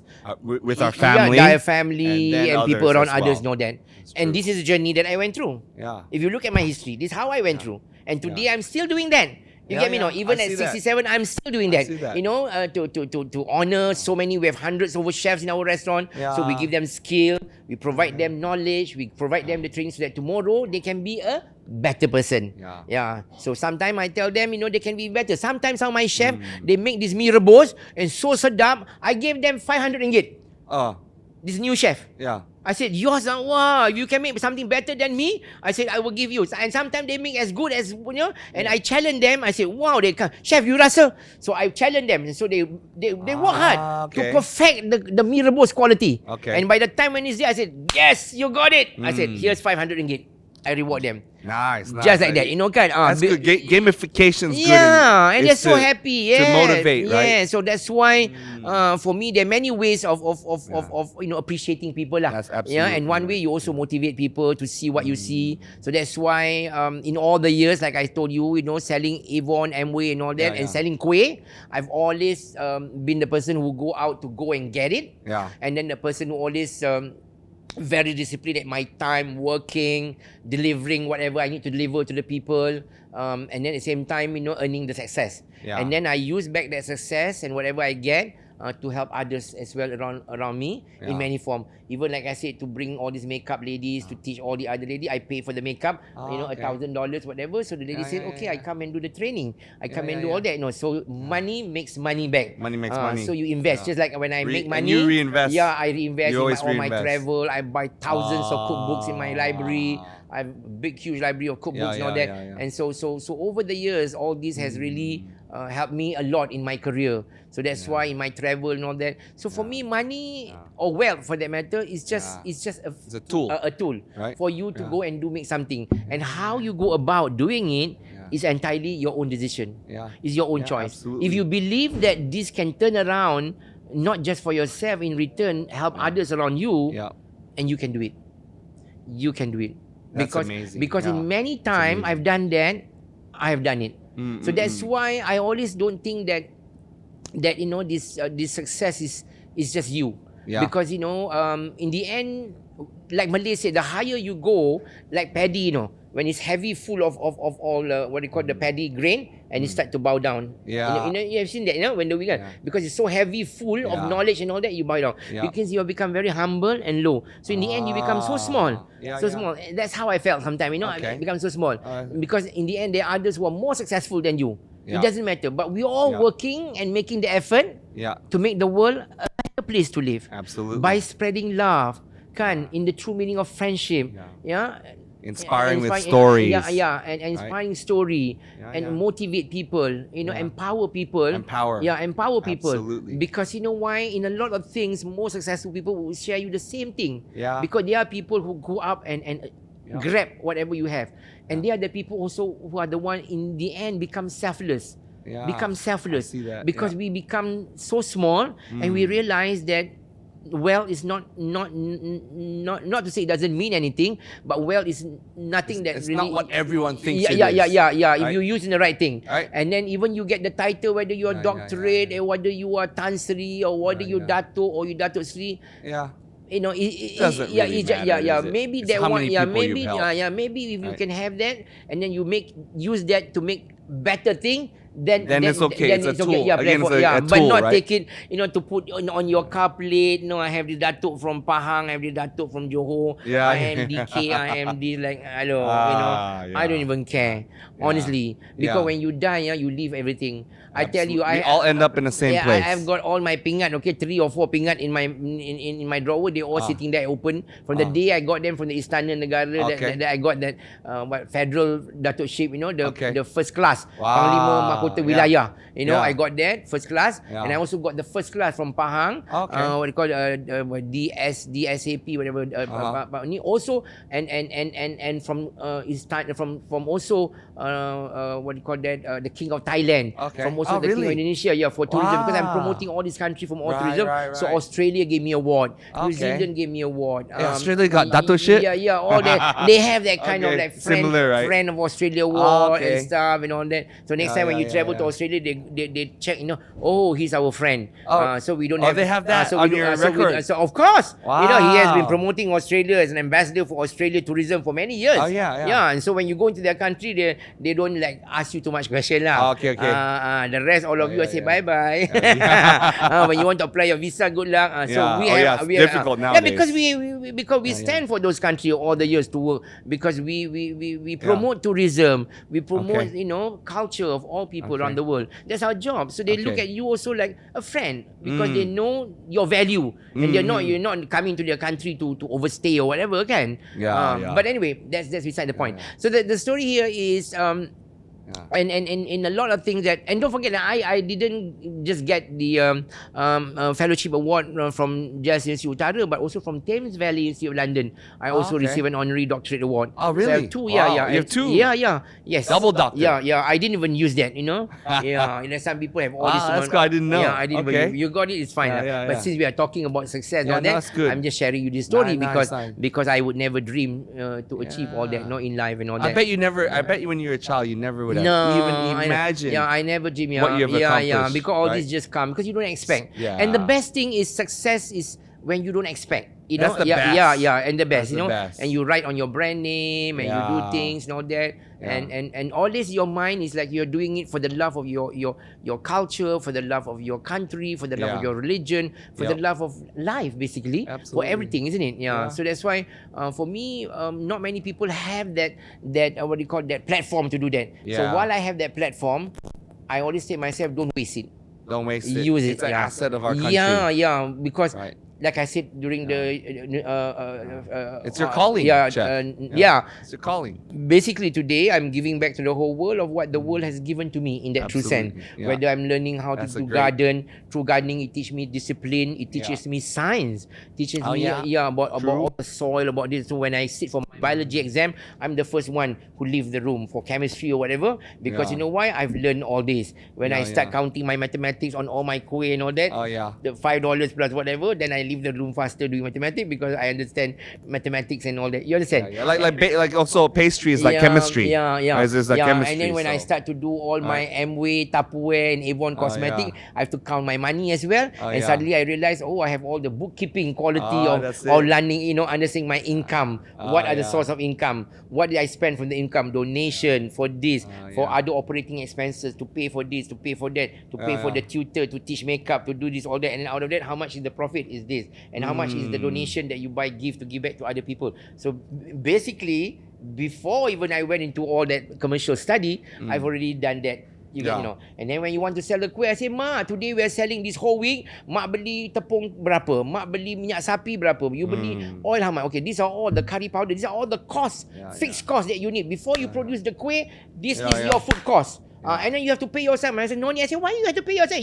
I pay myself because each time I sell this basket, I dapat 15 cents. That's my salary. You have to pay for yourself. What about the minyak tanah? Why you want to count everything? Yeah, of course you want to count everything. I say, my mother say, you like anak Cina because my mother is Chinese. She always said, you macam anak Cina. Semua kira. Semua kira. I say, of course. Because these are all part of it. And then finally I said, okay, you are underselling your curry puff because the curry puff ni is too much harga macam ni, besar macam ni, and mak, you are making only. You must make at least 30% profit out of this. Yeah, that's true. That's for that. So I tell my mother kan, yeah. 3 kali kan, my mother kata, that's expensive. And then how we can do? We don't want to reduce the price. We don't want to do, and this is how we do. Let's get this. Let's tanam our own credit. Let's tanam our own whatever, and then all our daun bawang, don't need to buy spring onion anymore because we will grow our own spring onion. So we save money. Because it's from the store, you just chucuk buy, and then suddenly you get tons of spring onion. So we don't have to buy anymore. So curry powder, so we plant. So when we start all that, we self-sustainable. So we can give back to people. So then we sell the curry powder, we can maximize our profit. Maximize our profit. So if you want to be successful in business, you must be able to have all this accountability lah. Absolutely. To understand how much money you're making, how much this and all that, and then you are in the comfort zone. And then you want to maximize your profit again. How are we going to go about? Let's do this promotion. Let's do this. Let's do that. Kan? In restaurant business pun sama juga. Same. Well, it's very insightful, Chef. Appreciate that. Now, let's wrap up with what we call Olympian Mindset round rapid fire. So it's quick. Just a few questions. Just a few questions. 5 questions. Okay. One thing people always misunderstand about you. I talk too much. They don't misunderstand though. They misunderstand because they felt like I'm bullshitting. Sometimes some people say, this one kelentong. They always misunderstood me, for all the kindness and for all my. In Malay, we always say your energy, your energy and your niat, and they mistook, Even when I was in school, also like that, because I have so much thing to share and things like that. So people find that that's like a distraction. And people sometimes find also when we are sharing all this, it's like we're showing off. When you're doing stuff, you're telling stories. Even when you're putting also on Instagram in your travel and all that, and people say that, dia nak tunjuk dia kaya ke. I learned from it. People want to say that. But again, people can say what they want to say. But people, they're jealous. It's always misunderstood. Most memorable moment in the kitchen.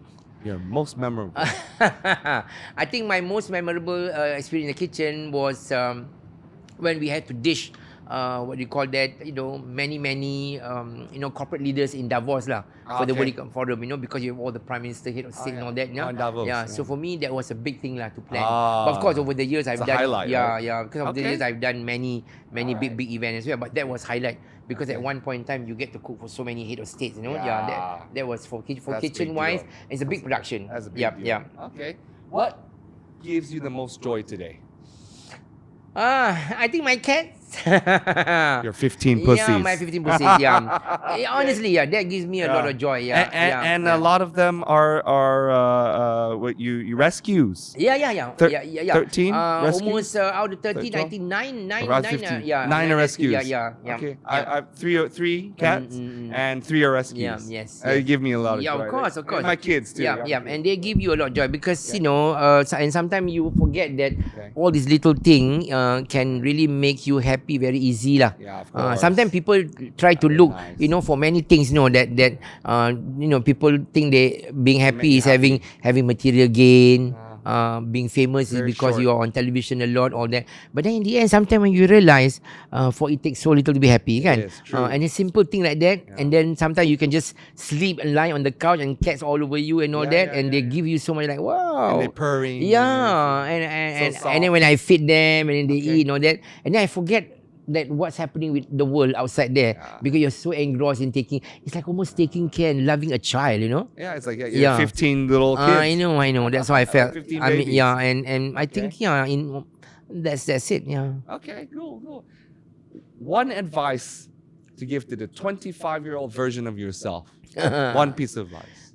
Well, if I can go back and turn a clock, Annie, I would have said that I would have pushed myself more to go even more. Yeah, even more. Wow. To go and take many more important lesson in life lah. Okay. So that I can have a better education. Okay. Because don't forget now, although I went to do accounting and all that, 2 PhDs now. I mean, 2 doctors but now, I can right? do many more things that I felt like that I can do. Okay. So if I can change, then I would might be a fashion designer. You don't know that, really? because I can do that. I could be interior designer too, because I love interior. I've seen photos of your home. Yeah, I do myself. Yeah, you did that yourself. Yeah, myself. No one else. Cantik. Yeah. In the country house, I'm doing. I was you wait and hoping see. we were gonna have this in your home, but there's too much. Yeah, there's too much. No, we need to hang lights or stuff, and then the cats will come down, whatever. Next time.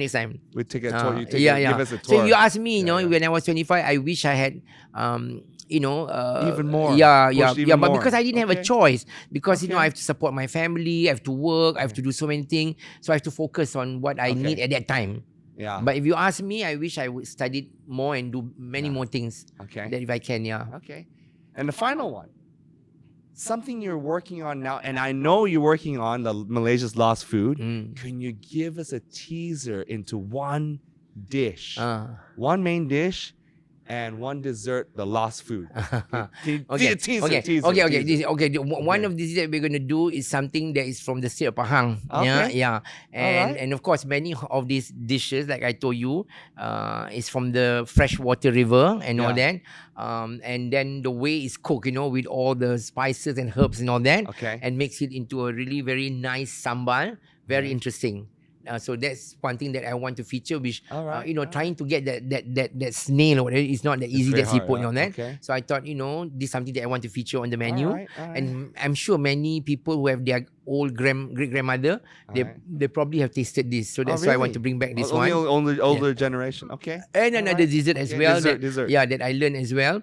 Is also kuih sepang, in those days, a lot of people used to make this. It's got coconut filling and all that. It's almost like a dumpling, soaked in this coconut milk and all that. Yeah. So I want to bring this back in again, to show. I look forward to it. And there are many other because we are doing maybe about 10 different dishes. Okay. Yeah, some are meat, some are chicken, some are duck as well. So the full menu is the lot. Yeah. Some are Malaysia's lost dishes. Kampung duck. Yeah, very nice. It's got all these glutinous rice, eggs inside and all that, beans and all that. Okay. And then it's cooked in all these different spices and herbs in santan and all that. And then you grill the duck first, and then finally you put them together. Okay. Yeah. And this is also a favorite of the late Sultan of Kedah.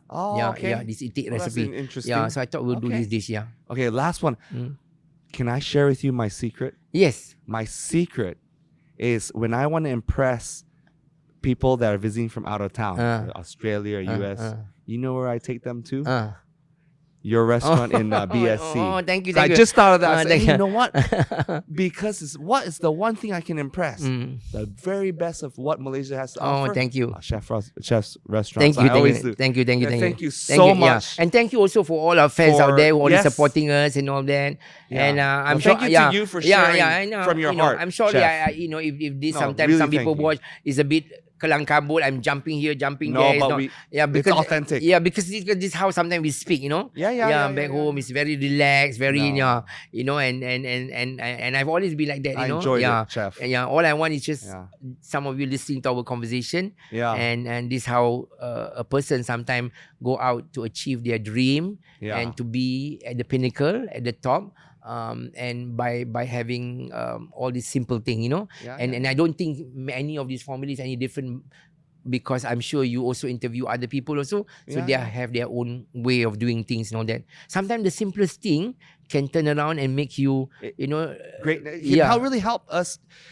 At this conversation, we want to inspire a regular Malaysian to go out there and achieve greatness. Yeah, because And I think it is. because sometimes when people complain they don't have money and all that, so what are you doing about it? Yeah, what are you Like doing? imagine when my days in Australia, I was a waiter. Yeah, I've done table waiting Oh, okay. table. Yeah, I clean kitchen. You've done When everything, I was haven't in San you? Francisco studying to be a Wow. chef, I was a housekeeper for 4 years. Oh, Going from one home, we haven't wow. shared this story. I went from one house in another, Wow. carrying pail to do housekeeping on Sunday, Saturday. I was a gardener, to Yeah. work, and so practice make you perfect. Yeah. So sometimes I was a part-time chef as well for all the house in San Francisco, for Bat Mitzvah, for this Jewish festival, for Wow. Christmas, for this. And sometimes they have their birthday, their family, they invite me to go to Lake Tahoe, to go to so many places. I went to Hawaii as well to be a private Wow. chef. So that's how my career blossomed to do so many things. So you achieved the peak, Mm, right? mm. Because you're willing to do Yeah, the anything. bottom, Yeah, everything. yeah. No, you did everything.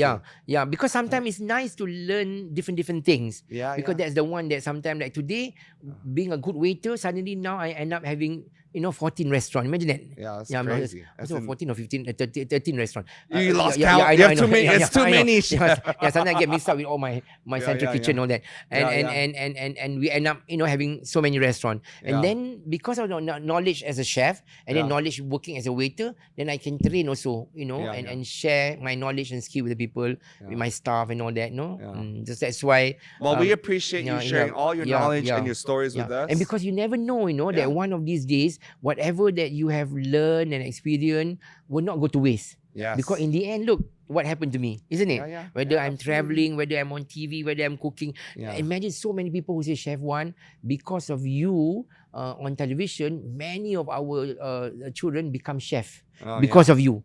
And the Yeah, university and the Ministry of Education tell me, because of you, every time we interview many hospitality students, and 70% said that they want to be a chef because of you. Oh, really? Imagine, Okay. Ministry of Education tell me, the Deputy Minister of So Education this- tell me, How does it make you feel to inspire so much? well, I'm happy because Yeah, it back makes you then, happy, right? because back then, people happy. didn't look at chefs as what it used to be. No, but Yeah, now with all the because Yeah. of you and all your fellow celebrity Yes, chefs, we can turn around. you've made it now cool. Yes. You made it now. It's something to aspire Yeah, to. yeah. People, Because a chef yeah, is more a chef. Yeah, because people always think Right? if you want to be successful, like my father those days, when Yeah. he hear I want to be a chef, what?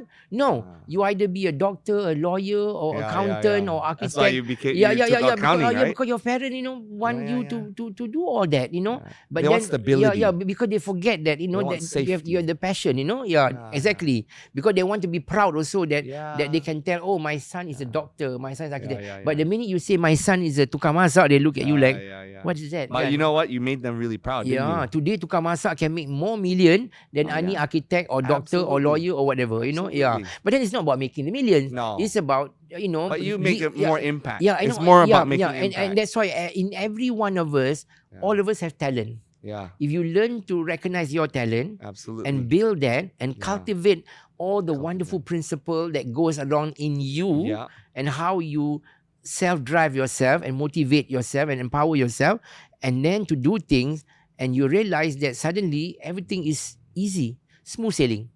Really.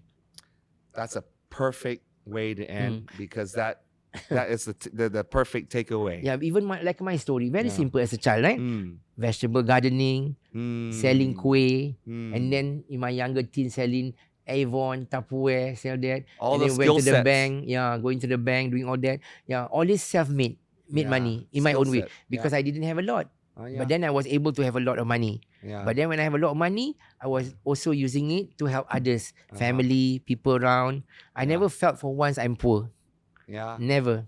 Yeah. Never. It's the mindset Yeah. of a champion. Yeah. And I always keep in myself, for it takes so little to be happy. Yeah. Yeah. So when you don't have the greed in your heart, Yeah.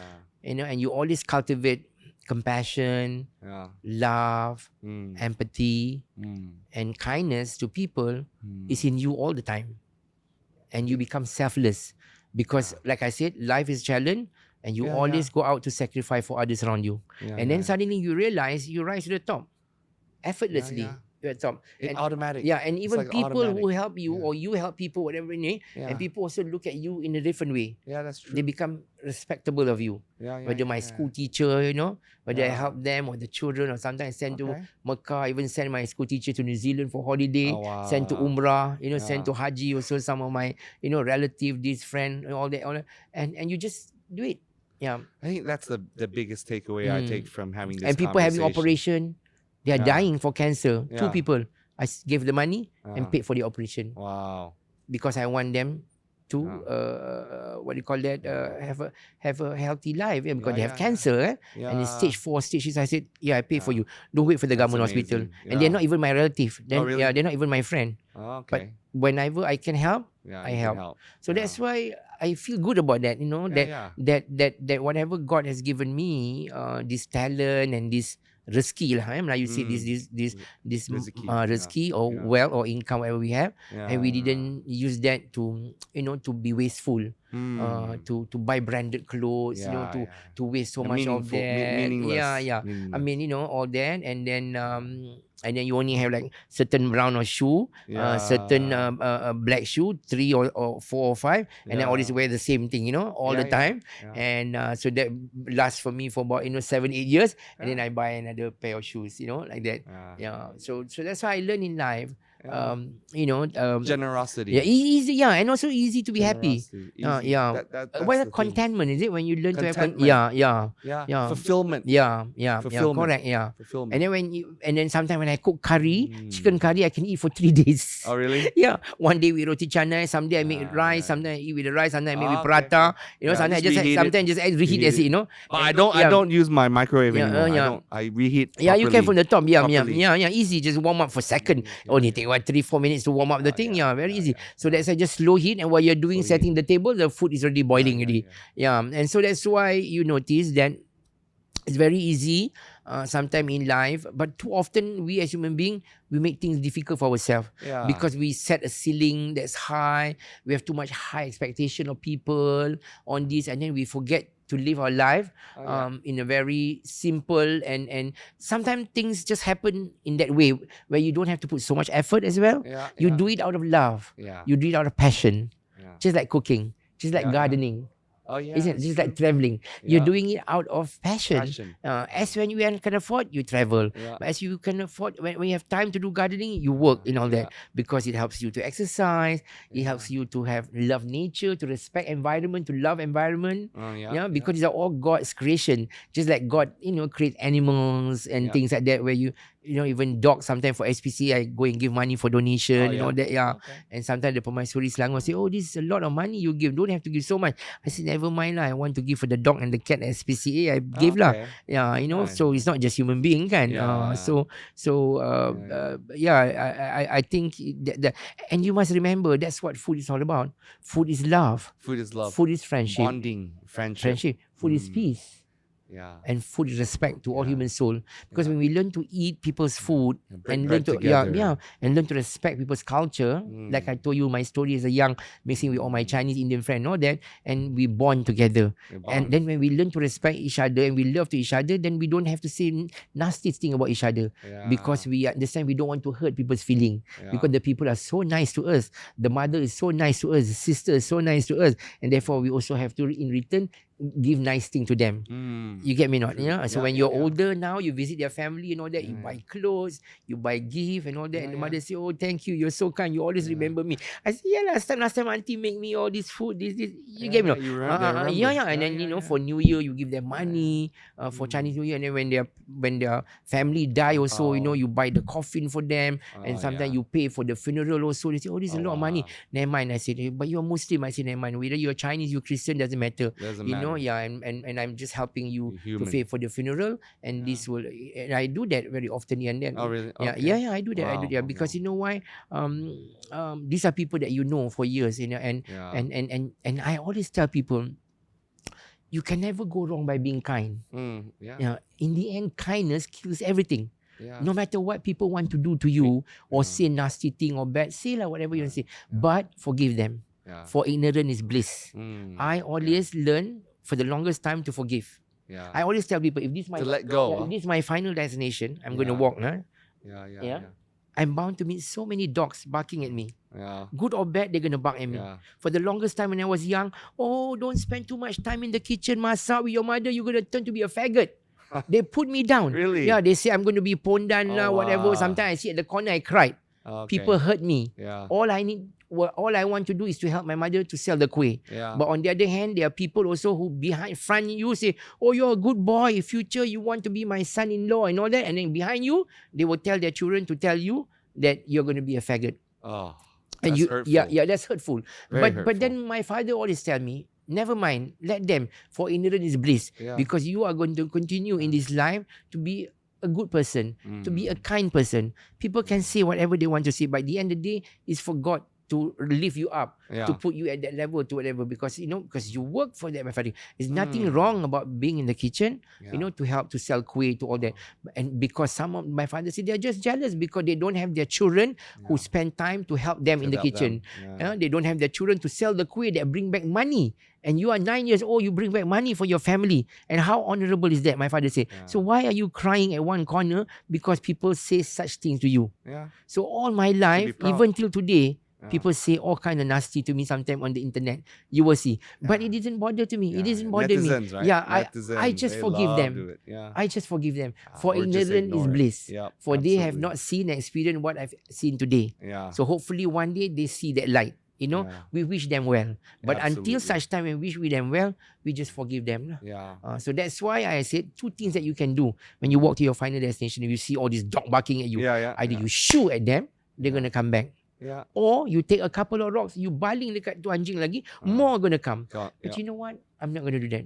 For the longest time, I just continue to walk to my final destination and completely ignore all this barking saying. Yep. That's the one thing best I learned in life. advice. That's the best. Just walk. Best And you know advice. what? You reach your final destination a happy man. Yeah. Because when they are tired of this, they're going to go to someone else. Yep, Trust that's me. right. They're going to, because that's their nature. That is. That's their nature to drag you down, Yep. to bring your spirit down, Yeah. to They want to demotivate drag you. everyone to them. You will notice a lot of successful people will go through that. Yeah. Like I said in my restaurant business. Yeah. Oh, owner dia banyak, partner dia Cina. Tak halal. Walaupun yeah, restoran yeah. Melayu entah bagi masak babi ke apa, jangan support. Got people like that. Yeah. People say that, oh dia travel sana sini dah kaya, don't support dia. Ada juga people say that. So nothing that you do is right. It's right. So for Yep. me, tak apalah. Okay. Tak apa, kita maaf. Kan I kata 20 orang tak datang, 50 orang lain datang tempat lain juga. Because people nampak apa yang kita buat, to move the industry, to create the hospitality, to create more business, to give more skill work to all the young chefs and all that. Because we are doing something good. So why care about other people yang nak boycott you, Ignore it. nak kata macam ignore, because they are not our customer No, pun. that's true. They are not our customer. They're not. If that kind of heart, they are not our customer. not. And we are better off without them. Yes. You get me now? So in this life, It's a filter. Yeah, Filter them Yeah, out. so in this life, you notice a lot of people who want to be successful, going to out there to be at the pinnacle. They're bound to meet so many challenges in life. Yeah. But don't bother. That's why my life is like, Sarah, whatever will be.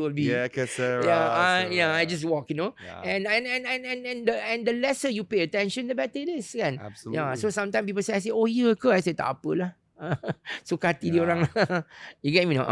But these days you see a lot, and people create all kinds of things, and so that's why I think in life today, I said, if you are kind, in the end people will realize they're gonna see that. Yeah, you're gonna attract the good people. One or two bad thing people do, you do 100 more good deeds. Yeah, exactly. And that will just diminish the fun. It will be forgotten. Yes, it'll be forgotten. Yeah. And not only that, they are going to also regret.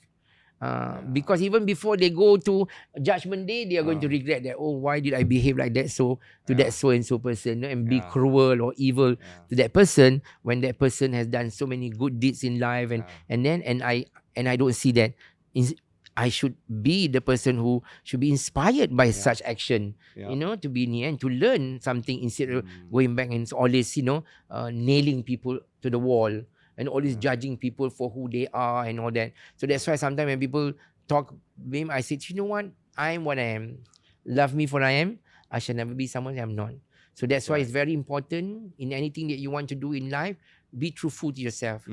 Be the person that who you are. Yeah. Not because someone else wants you to be. Be authentic. Yes, be authentic. Yeah. So that's why my TV show, a lot of time, is just being me. Authentic. Thank you, Chef. It's such an honor. Thank you for taking the time to tell us your story. Thank you for inviting me.